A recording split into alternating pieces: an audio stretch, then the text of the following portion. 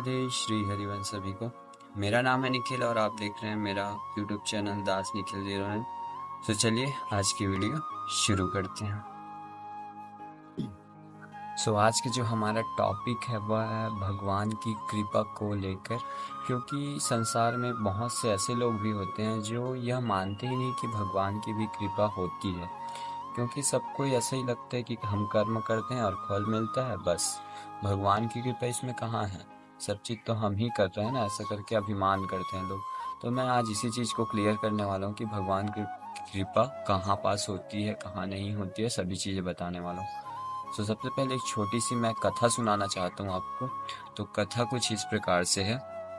एक गुरु होते हैं, उसके दो चेले होते हैं। एक चेला सदैव वैश्या वृत्ति में लगा रहता है, अर्थात वैश्या के घर जाता है, और जो दूसरा चेला रहता है वह सदा सत्संग करने जाता है, अर्थात मंदिर जाता है, सत्संग करता है। जब एक दिन जो एक चेला था जो वैश्या के घर से लौट रहा था, तो उसे एक पोटली में सोने के सिक्के मिलते हैं, और जब दूसरा चेला जो कि सत्संग से लौट रहा था तब उसके पैर में कील चुभ जाती है। तब वो दोनों जो चेले रहते हैं वह गुरु जी से आकर कहते हैं, आपके भगवान कैसे हैं, उन्हें क्या सही न्याय करने नहीं आता? तब उस गुरु जी ने कहा कि देखिए, भगवान का न्याय कभी गलत नहीं होता। और आप उन दोनों चेले से कहा कि तुम लोग केवल अपने वर्तमान को देखते हो, लेकिन जो भगवान होते हैं वह भविष्य तथा वर्तमान तथा भूत तीनों कालों को देखते हैं।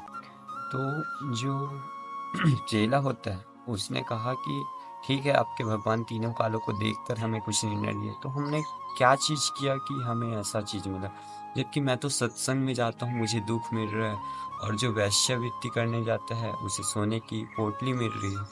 तब उस चेले ने ऐसा सवाल जब गुरुजी से कहा, तो गुरुजी ने उसका उत्तर दिया कि आज के दिन ही तुम्हें, जो सत्संग करना जाते हैं उनसे कहा, आज के दिन ही तुझे मृत्यु प्राप्त होने वाली थी, लेकिन भगवान की कृपा से आज तुम सत्संग में जाते हो ना, इसलिए तुम्हारी जो मृत्यु थी उसको भगवान ने एक छोटे से कील में तब्दील कर दी। और जो वैश्यावृत्ति करने जाता था उस चेला को आज के दिन ही राजा बनना था, लेकिन चूंकि वह वैश्यावृत्ति करके इतना पाप इकट्ठा कर लिया कि राजा तो बनना था, पूरा धन संपत्ति मिलना था, लेकिन उसे एक छोटे से पोटली में तब्दील कर दी।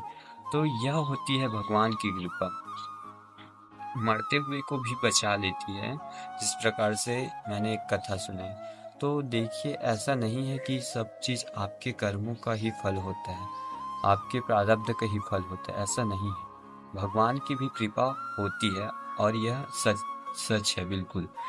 तो देखिए, जब भगवान की कृपा होती है ना, तो आप अच्छे कर्म तो करते रहिए, आपका जो पाप है वह नष्ट होते जाएगा और जो पुण्य है वह बढ़ते जाएगा, और उसका फल आपको आज नहीं तो कल अवश्य मिलेगा।